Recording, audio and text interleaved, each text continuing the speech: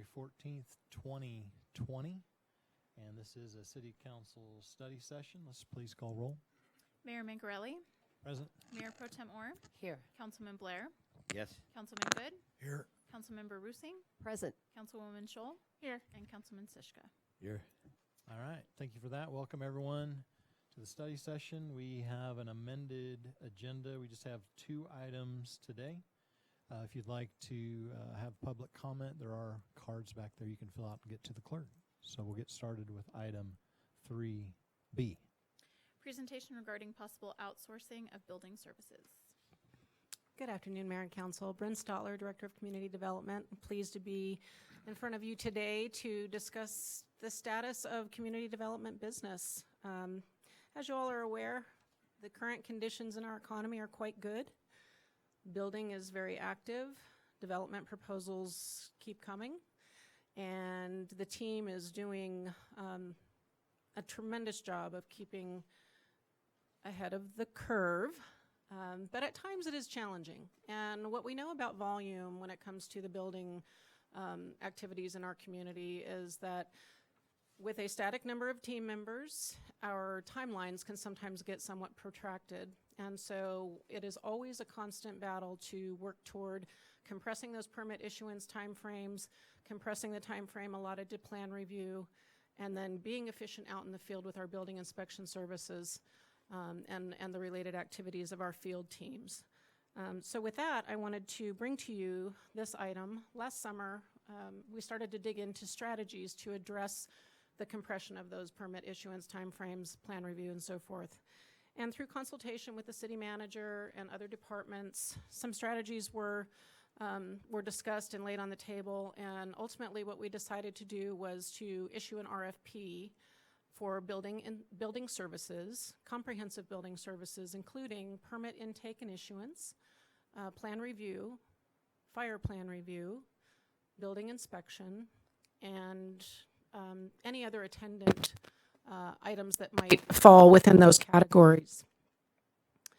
Of course, we're always looking to stay within the scope of council's goals and objectives in their strategic plan, that being the efficient delivery of services to the community and being solution-oriented. And we see this as a possible solution to some of the volume that we've experienced and basically how thin the team is spread at times to accomplish all of the work that is in front of us. From a city standpoint, on-call vendor outsourcing has been a fixture primarily in the public works realm. I think Public Works at any given time has a vendor on-call list, about 20 to 30 firms. They call upon those firms for specialized engineering services that we don't hold on our department teams, such as structural, mechanical. They also use that as a resource to address the increase in volume and a static number of team members to address that volume. This is really an essential thing to contemplate during times of economic growth, and I think that's where we really find ourselves. ComDev has had vendor outsourcing in the past, not during my tenure, but certainly during the uptick in economic activity in 04, 05, 06, leading up to that period of economic growth. And it really is a viable alternative to adding additional staff at times when you don't really know what the economy is going to do. So as I mentioned, an RFP for building services was issued in July. We assembled a team that represented all of our disciplines, plan reviewers, from both engineering and from community development, building inspectors, the CBO was a part of it, and then Tyler Goodman from the city manager's office participated and actually was a part of developing the RFP itself, which was very helpful. We reviewed four responses to our RFP.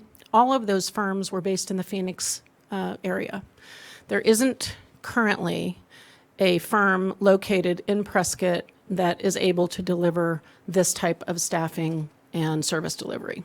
So while that is a challenge, I don't think it's unusual. I think other rural parts of the state experience the same things, and they look to firms that have great depth of staffing and also specialized services in order to accommodate all of the needs that may arise in communities that are busy with development.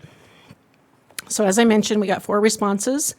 The review panel established 2 clear frontrunners. Those 2 firms we interviewed, and of those 2 firms, a clear frontrunner emerged, and that firm is Willdan Engineering. Before I introduce folks from Willdan, I wanted to find out if you had any questions up to this point. Bryn, could you allude to the area, the geographical area that the private contractor would be devoted to? I think it's important for them to understand. Thank you. Yes. Through our exploration of how to address these services, we honed in on the fact that the production builder environments probably present the most optimal scenario for outsourcing. The reason for that is that these are mass-graded subdivisions. They are all actively platting. There are literally about 100 permits in the hopper at any given time that are attached to these production builders.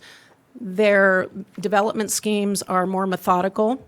They are simpler than an infill custom home developed lot in Prescott, which requires sometimes more specific code knowledge that is very specific to our area. So the areas that we focused on were the master plan production builder developments in the North Prescott area, namely Granite Dells Estates, Walden Farms, Deepwell Ranch, Antelope Crossings. That base of business basically represents our best opportunity to potentially have some vendor outsourcing to address those needs, simply because they're a little bit more concise, and the volume is there, but the method by which you approach the plan review, the building inspection, and the permit issuance is a very methodical thing. With that, I would like to introduce to you Steve Bax and Autumn Woolman. They are 2 principals of Willdan Engineering, and they're going to provide you with a short introduction to their firm. Mr. Mayor? Yeah, Bryn, if we could just real quick, we'll do some questions, comments from the council. Councilmember Rusing? Thank you. Sorry.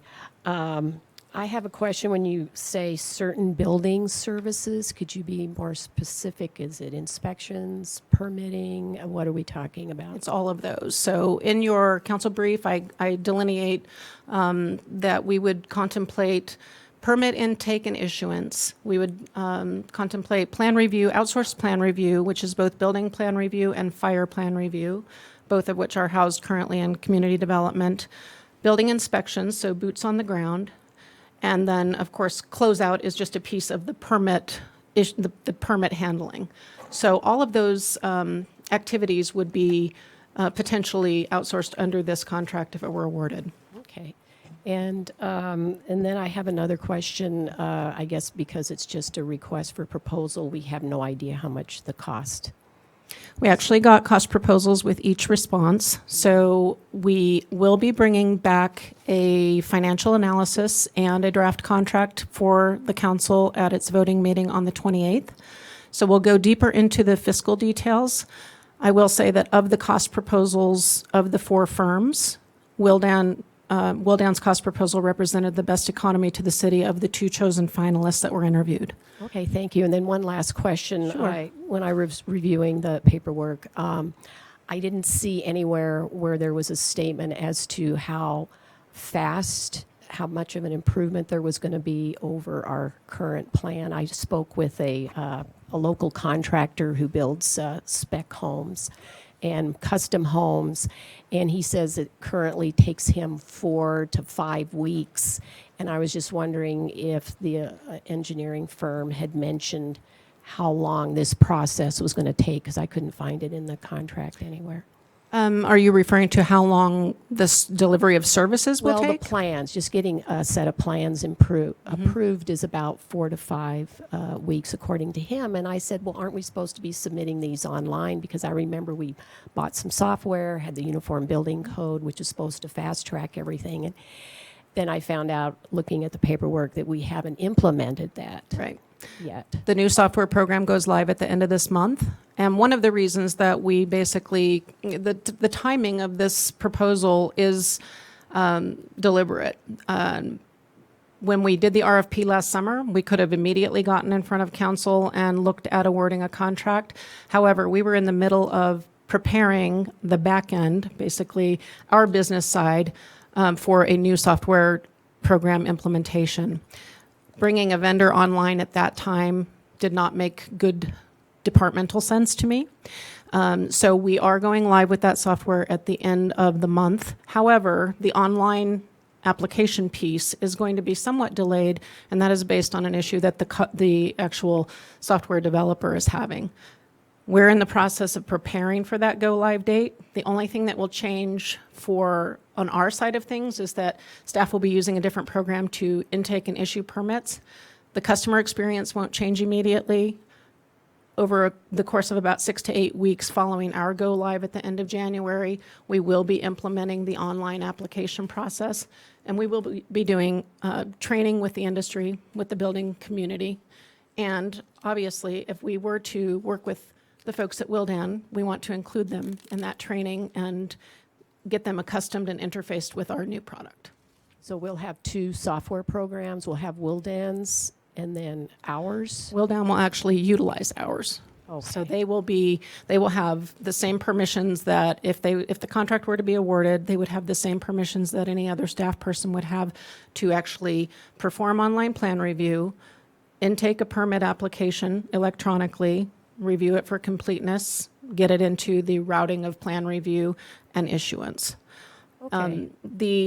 The objective behind both of these initiatives, the computer software being one very instrumental one, is to work on those timeframes, is to compress those timeframes down.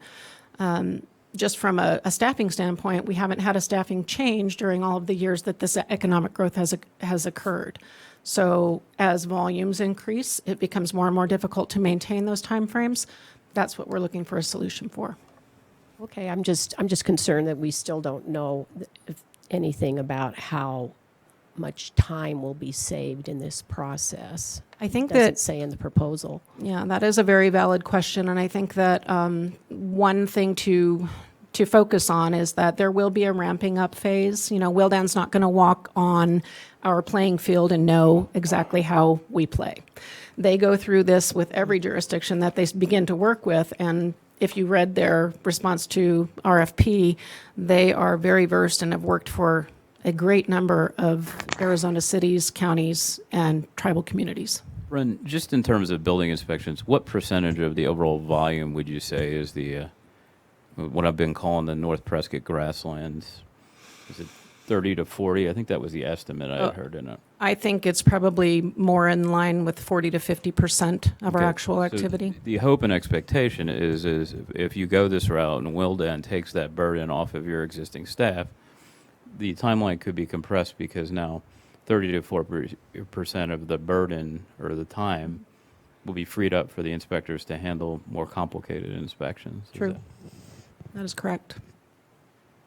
Any other questions before I introduce Autumn and Steve? So, Councilman Blair? Shit. You know, I've been a stickler on this kind of stuff, and I am pleased to see it's going this direction.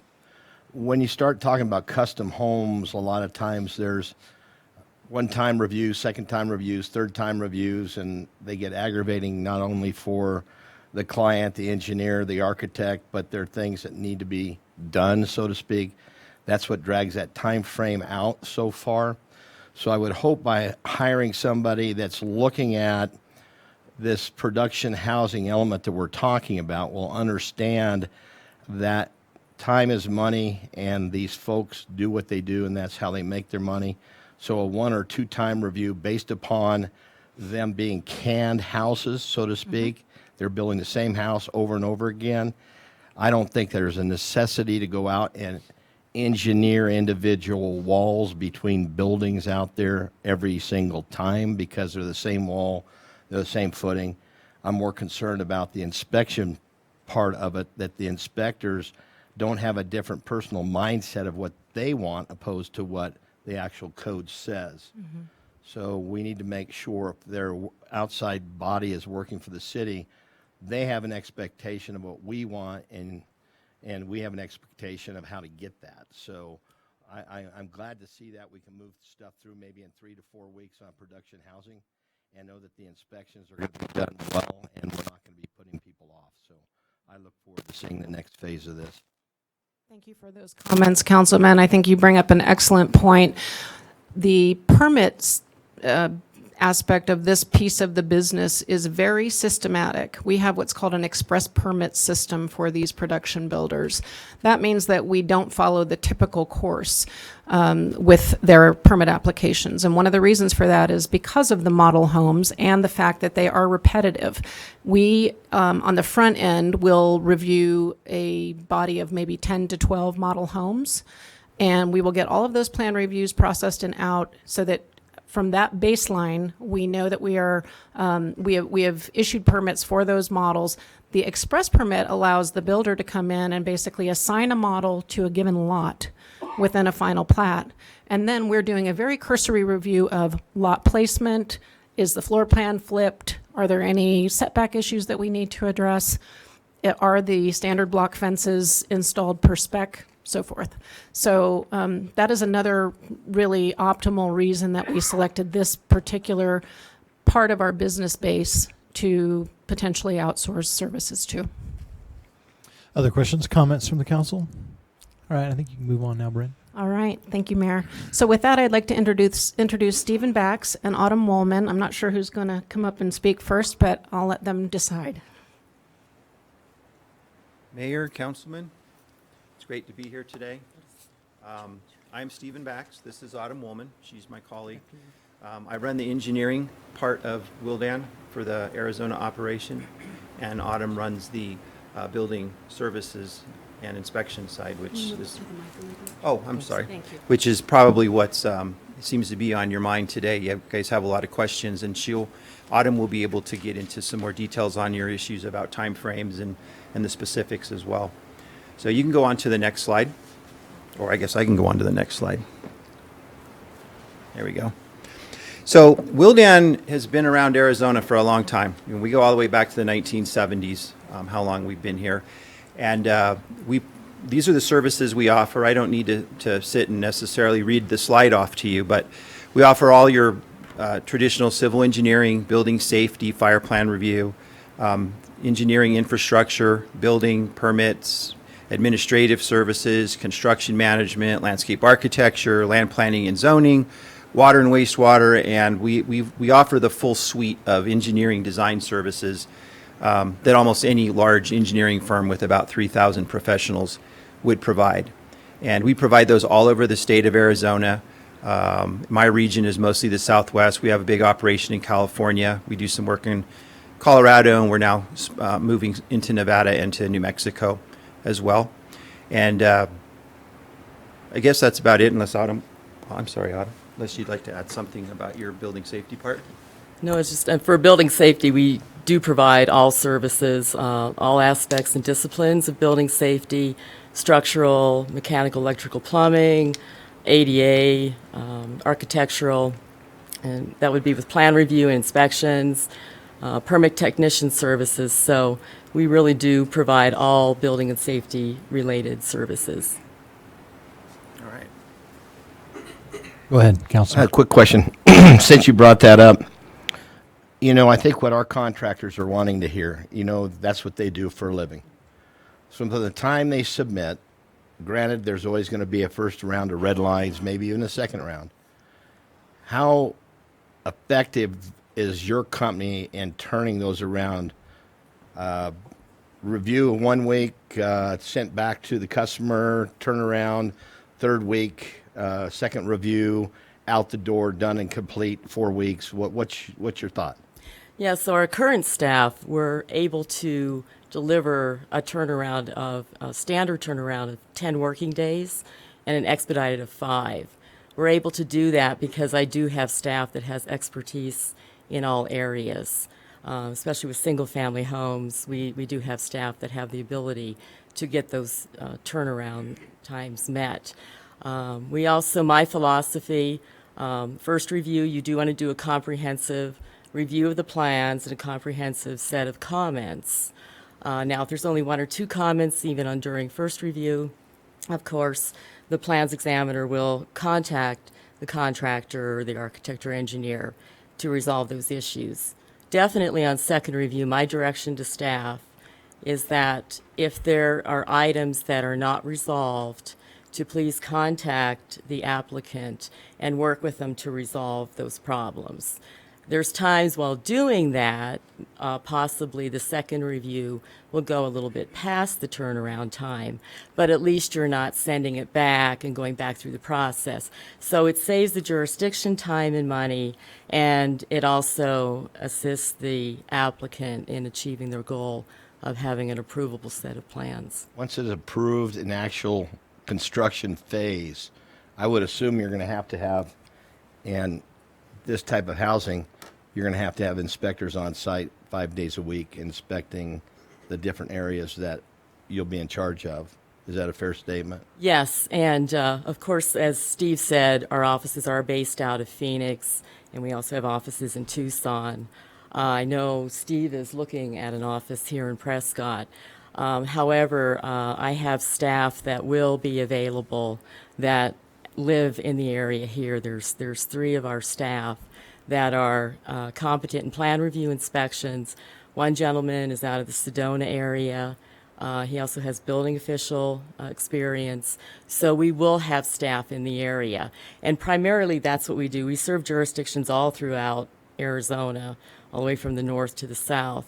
So we try to have our staff in those areas and available to the jurisdictions so that we're not sending staff from Phoenix. I don't want to get too far into the weeds, but all those particulars are going to be important to me in seeing the contract of how fast somebody that's building a home and what the turnaround time is from the phone call to say we're ready for a combo inspection or whatever the case may be, how fast you get to that. You know, they don't want to call up and then they're told sometime between 12 and next month will show up. I think being aggressive in our construction world to give them a time frame, because once you lose, especially in the environment we're in now, once you lose your contractor, another developer or another house because the inspection didn't get done, it throws their whole schedule out the window. So I would suspect that that would be one huge problem that we might look at. No, Wildan is committed to all of our clients to provide those pretty much immediate services, especially when it comes to inspections. When I'm hiring an inspector, I always bring to their attention that, you know, they may receive a call from me last minute. I mean, I had one recently, Sunday evening. I had to contact an inspector to have them out for an early Monday morning inspection. So our staff is committed. We do everything to meet the needs of the client and your customers. Thank you. Mayor Pro Tem? Later? Okay. Go ahead. Thank you, Autumn. That's the current slide. Oh, That's is it? I'm sorry. Yeah, no worries. We just didn't get a Oh, chance there to we get go. to it yet. This is just a list of our professional staff. We want you to know that all of our employees, our key employees especially, all our leadership, our management, our technicians in the field are all certified, registered, professional, many years in the business. So we're not just going to send out somebody, we're going to send you the A-team. And that's pretty much who we are. So. If you can step into the mic a little bit, we Yes, can sir. pretty Sorry much hear you here, but we're also online. Yeah, sorry so, about that. yeah. So one of the big things for Wildan, this slide was actually part of our presentation, and it was also in our RFP SOQ that we put together for you guys. I am a native Arizonan through and through. I was born in this state. I went to school in Northern Arizona at Northern Arizona University, where I got my planning degree. And we have a strong commitment to this community. And one of the differentiators of why Wildan, I think, got to the position we're at right now, where you guys can consider hiring us to help you out, is because of our commitment. And, you know, we have a very strong presence in a lot of the Northern Arizona communities right now that we serve. We sponsor locally here, as I've gotten more involved with the community myself. Prescott is, I consider it to be kind of my hometown, even though I was actually born in Tucson. I plan on retiring here, and I have a lot of contacts in this community, and I visit here a lot. And the Long Riders is one of the sponsors that we did this year.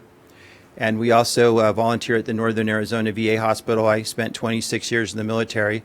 and retired as a command civil engineer, lieutenant colonel. So I have a big place in my heart for the VA, and this is a very unique VA hospital that you guys have up here. So that's pretty cool. And then, a lot of our staff is native Arizonan. They come from the state or very close to the Southwest, and they also have rural and small town experience. So they're used to working in this environment. I think it was Councilman Blair that had talked about, the ability, even right now working out of the Phoenix office, I have staff that, and so does Autumn, they all have company cars. They take them home with them. So when you guys call and say you need an inspection or you need something, we call them. It's part of their normal workday. They hop in their car and they take off and they head to Prescott or wherever else they need to go. So we are committed to an office in Prescott. That is actually part of my business plan that I put together 4 years ago in the company-wide, like everybody else, we want to grow and prosper. And Prescott is a commitment that we've made to get an office open. Of course, helping is when you win work that you've pursued for a while.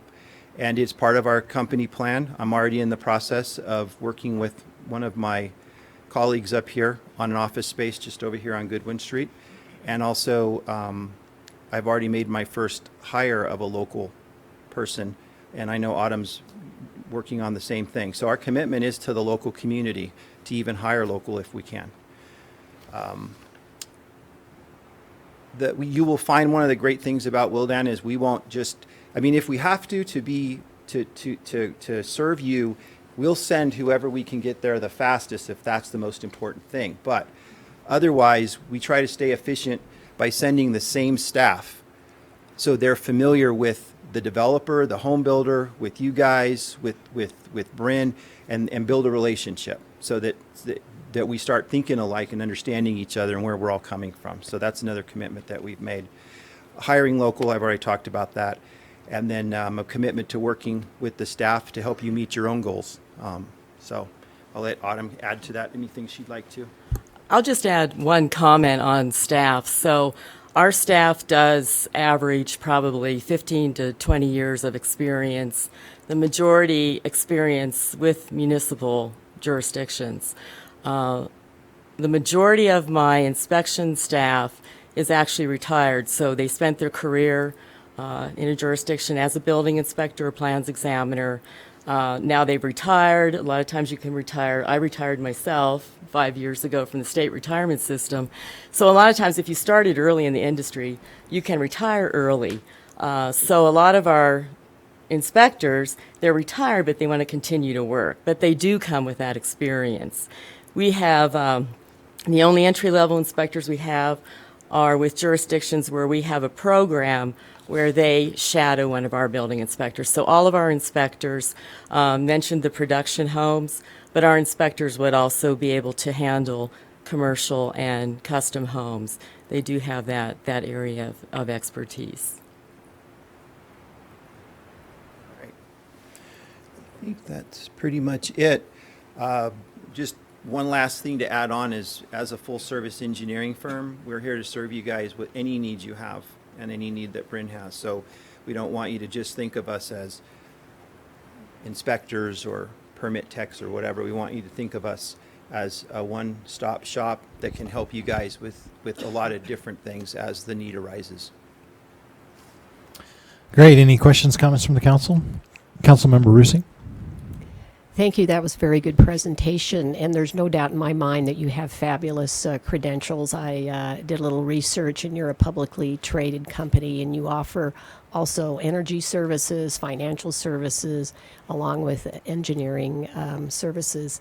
With that said, I do have some concerns that I'd like to respectfully voice. In your RFP, it says will be limited to new single-family residences in mass-graded subdivisions. So mass-graded, mass-produced housing. I just think we already, according to a letter from July, we're going to hire a permit tech. My question is, do we really need a high-powered engineering firm to basically rubber stamp the same plans over and over on the same identical lot. And my next question is, who's going to pay for it? Because we've reached a tipping point where originally we had custom home built a couple of hundred lots at a time with individual owners. And I don't think that traditional Prescott should have to pay for these specific subdivisions of that were just named. And I think if we do outsource it, it would make sense to me to have the developers who are benefiting from this specific service pay for it. And then thirdly, we have, our community has got many custom builders who live in the community. They've raised their families. And is this going to somehow improve their permitting process? So I just think that reflecting what Prescott values, mass grading and mass production is a new thing to us. And I know it's here. We have to grapple with it. But I just don't think it's reflective of our traditional Prescott-style development. And I just have many concerns like that. Thank you. Did you want me to start, ma'am? Okay. In terms of paying, the developer will pay. The permit fees cover the cost for the contract with Wildan, and on the plans examination, it's a 25% to the city after Wildan gets 75% of the fees associated with the examination. So what fees are we talking about? Do you want to walk through both of them? Or? Sure. To start, I think it's important to note that the houses that are going vertical right now were platted 2 to 3 to 4 years ago. So philosophically, we could talk about this for probably a whole afternoon, but we are addressing volume that is established by the current economy. And while staff's priority is always to meet the customer's needs, these developers and builders are also our customers. By my calculations over a 3-year period, the city was paid some $4.2 million in fees from the production builders.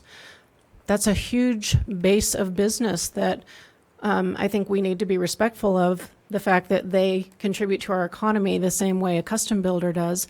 And to your question regarding the custom builders, with some of the volume offloaded from existing staff, the staff will be freed up to be more attentive to our local guys that we work with every day, whom we love to work with. But we have a body of business that is rapidly outgrowing our ability to address the volume. And I think we just need to strategize effectively around making sure that the city of Prescott is delivering services to all builders and developers that we do business with willingly, in an effective way and in a way that is respectful of each and all of their business models. So we don't pick and choose who we favor with our attention. When somebody comes to our counter, we address them with the same respect and efficiency and courteous service, whether they're building a mass graded subdivision or whether they're building a custom lot. Thank you. You're welcome. Councilman Good? Thank you, Mayor. I do have some concerns about the potential financial liability when we have our own team of inspectors looking at the production process and completion of each one of these structures. We're taking on the liability for the performance over time. How can we be assured that Wildan will have the same ability to do proper inspections so that the homeowners can be assured that all the codes are met and they're going to perform over the period of time of occupancy? Thank you for that question, Councilman. I think that when outsourced vendor relationships are contemplated, whether it's public works seeking engineering services or it's community development seeking building inspection or plan review services, we're all relying upon the same established set of credentialing that are attached to those roles. So while we prioritize those credentials when we make hiring decisions for our internal team, we prioritize those credentials the same way when we engage a vendor for an outsourcing relationship. It's very easy to question whether or not somebody knows what they're doing, and sometimes they have a credential and still don't know what they're doing. The flip side is also true. So would this contract require contract management? Absolutely. Oversight? 100%.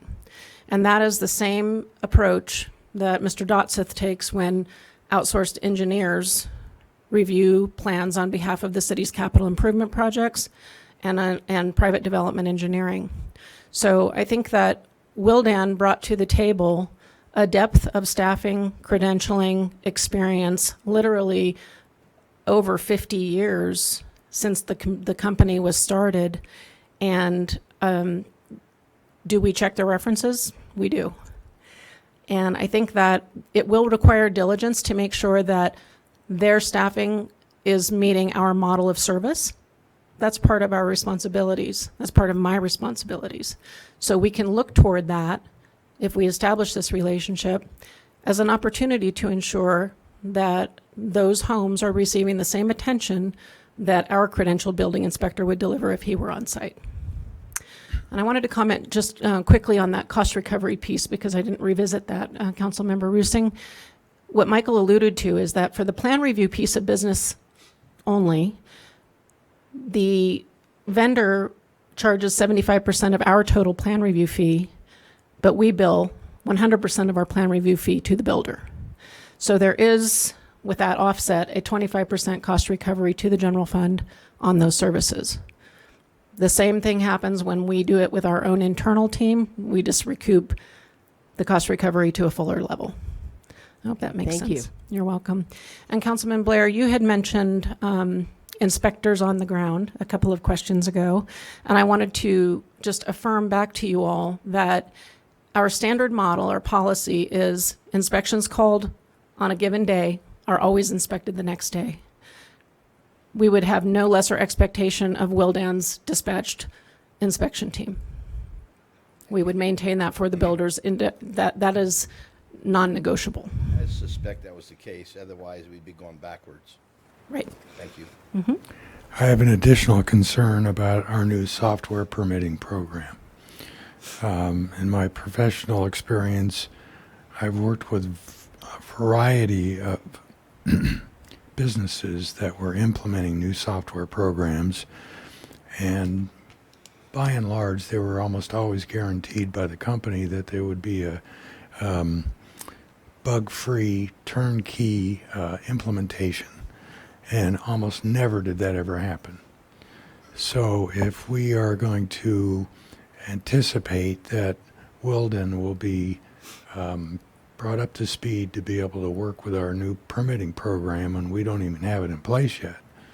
And I think timing is important here, that we make sure that this software is debugged and performing well before we award a contract and expect, and I would think Wildan would want to make sure that the software they're going to be relying on is operating efficiently so that they can allocate their staff up here to get the jobs done in an efficient and timely manner. One of the things, again, in my professional experience, I worked with small and large subchapter F corporations and also very large Fortune 500 public corporations. And one of the things that I saw frequently in the public sphere was a constant shifting of priorities based upon stock performance for the next quarter. So I would want to make sure that we have some performance clauses in our contract potentially to make sure that the commitment for staffing and response times, especially when we have these credentialed and licensed professionals living 2 miles away when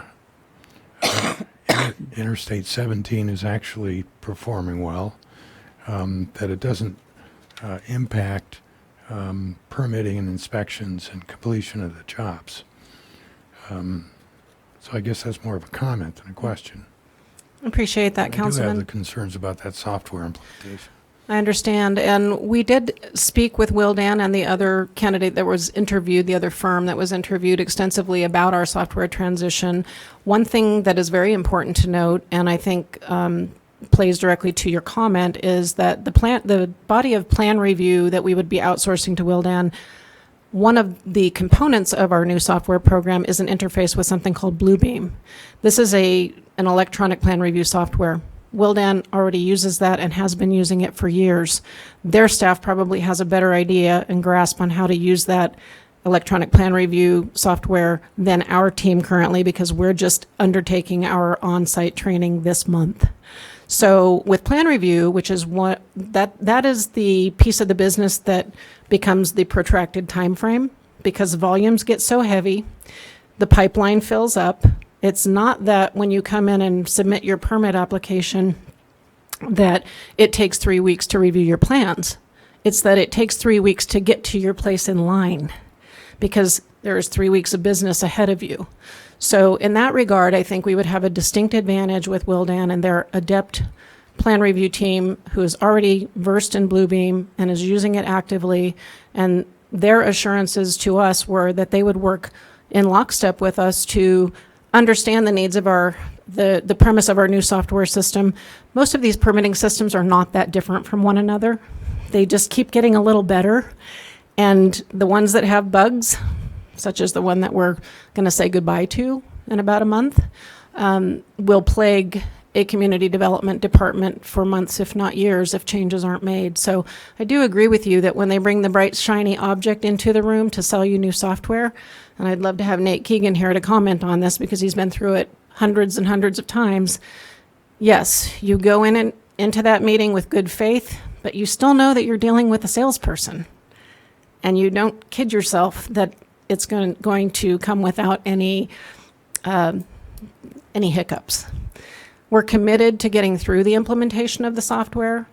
The dovetailing of Wildan potentially coming online with us during the time that we're training on our software, I think is a critical piece. And I think it's one of the reasons that we would be successful, because we will be learning it. They'll be learning it with us. But in terms of the plan review piece, they've already got that under their belts. Mayor, I think kind of to summarize a little bit of what Bryn's saying, we've reached a point of critical mass. There's a ton of volume, and it's a supply and demand argument. You got two choices, really. You look at an outsourcing model to try to meet the demand, or you hire more people. I know that one of the things that I've been told since I've got here and that I believe in is if there's a private solution, we should explore it before just adding bodies. And will this work? We sure hope so. I got a lot of faith in Wildan. I got a lot of faith in Bryn. The alternative is to increase staffing. And I prefer the former rather than the latter. Well, I think you make a good point, Michael, and I think furthermore, with the ups and downs in the economy, this may allow you to ebb and flow easier with the kind of staffing that you may or may not need. And we've been running on this trajectory in this economy for a while. I don't want to say that we're ready for something to happen, but it's inevitable. Mayor Pro Tem. Thank you. Stephen, I want to thank you for coming up, and Autumn, I appreciate your presentation and look forward for a partnership with Wildan. I agree with Michael. You know, one of the things we really need to do as soon as possible, go ahead and sit down, you're good, thank you, Stephen, is to unclog that pipeline and to do it with first class, great service. One of the things, and I'm sure that Michael's talked to you and Brent's talked to you, we do value customer service in our city. And I really like the idea that you're going to put a Prescott office here and come up to Prescott and have some ownership in our community. And I really want to thank you for that. And again, welcome to Prescott. One thing, Michael, evaluation and kind of a pilot program. When I've talked about it, I've described Yeah, it. I feel like the timing is very fortuitous. We have the better part of a quarter of a year. Okay. And I think that we'll have full implementation of the new software. And by the 1st of July, we'll have a pretty good idea if this is working or not. Yeah. And that's a nice test case. I mean, it's not perfect because there's the ability to budget additional staffing if necessary for 21 if this doesn't work. But I have full confidence that this is going to get a lot out of the pipeline and allow our inspectors to concentrate on the more difficult projects. And I don't expect any reduction in the quality of the service or the regulatory function that the city provides, whether it's with our staff or through Wildan. Well, and we do, and I think, Bren, you spoke to this, we do value our production Yes. homes as much as we value our infield and custom homes. And they deserve the same high level of service, and I think Wildan will provide that. And appreciate you applying and putting in a bid to do this, so thank you. Councilman Sischka. Thanks, Mayor. I think bottom line for me is that Wildan has an incentive. They have several incentives to do a really good job. But the two most important is, number one, their reputation. And number two, they need to get another contract. So I'm really good with this. I'm really proud of you guys for looking into this. I think this is an excellent way to deal with master plan communities. Any public comment? No, Mayor. All right, Brian, I think that's it on this agenda item. We'll move on to item 3C, please. Update on 2020 census. I guess you're still in the batter's box. It's the Brinny show today. Mayor and Council, Brent Stotler, Director of Community Development, wanted to update you all on the activities of the 2020 census. I think you may recall that back in August, I came before you, introduced the item. Community Development has historically led the charge when it comes to the city's activities and participation in the census. And this is an extremely important national initiative that happens, as you know, every 10 years, the decennial census. Some things have changed for the 2020 census, and we want to keep you all abreast of that. And the Census Bureau actually identified the first quarter of 2020 as the education and motivation phase. So we are, with the partnership of John Heine as our communications and outreach manager, who's been an invaluable help, especially in the most recent weeks. I want to thank him genuinely for the help. We are embarking on a public information campaign to ensure that folks in our area know how important it is to be counted. The tagline for the 2020 census is counting everyone once and only once in the right place. So you'll see that tagline coming out on some city press releases, some publicity that's going to be in the newspaper. Myself and Mayor Pro Tem Orr are making radio show appearances. In fact, we'll be on with the mayor tomorrow afternoon to make community updates on the census. It's just a very important piece of business for Prescott. The census determines our portion of state shared revenues. And Mark Woodfill happened to follow up with me after my first presentation and alerted me that for the past decade and or maybe just the past business year, those state shared revenues equated to some $400 per person, but that person has to be counted. So it's very important that we organize around counting difficult to enumerate populations such as assisted livings, university students, sober rehab, developmentally disabled homes. There are a number of different strategies that are employed to make sure that we capture those groups. There is a special separate count that happens for our homeless population. It's called Point in Time, and it's going to be on happening on the last Wednesday of this month. We have I don't know where my handout went, I apologize. That initiative is being organized by U.S. Vets, and Carol Benedict and her crew will be overseeing that. Very important that those folks are counted. They pick the same time frame every single year to do that count so that we are assured of garnering some of those state shared revenues. And the federal government apportioned some $675 million to disperse out to states and regions and communities to assist with programs that help less underserved populations, frankly. So a lot of good stuff happening on the census. Current outreach, you'll see the banner going up across Gurley Street on Elks Hill shortly. As I mentioned, we're doing press releases and PSAs on the radio. One of the best ways to get the word out is social media. So John Heine has agreed to help me out with a weekly social media post to use some of the collateral materials, the videos and pre-produced items that the Census Bureau has actually made available to all communities so that they can publicize these important activities. Public presentations, been speaking to lots of folks about this. Messages that will be added to utility bills. I've been back in touch with HOA management companies are going to add it to their statements.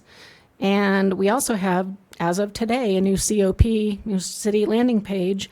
There's a tile on the main page that says 2020 Census, and if you click that, it'll go to our own unique landing page that provides you with lots of great specific information about the activities around the census. So this is kind of important. Census questionnaires will land in residents' mailboxes in early March. Some of you may have already been contacted by census representatives. This year, for the first time in history, you can respond to the census by phone, by mail, or online. Online has never happened in the history of our country.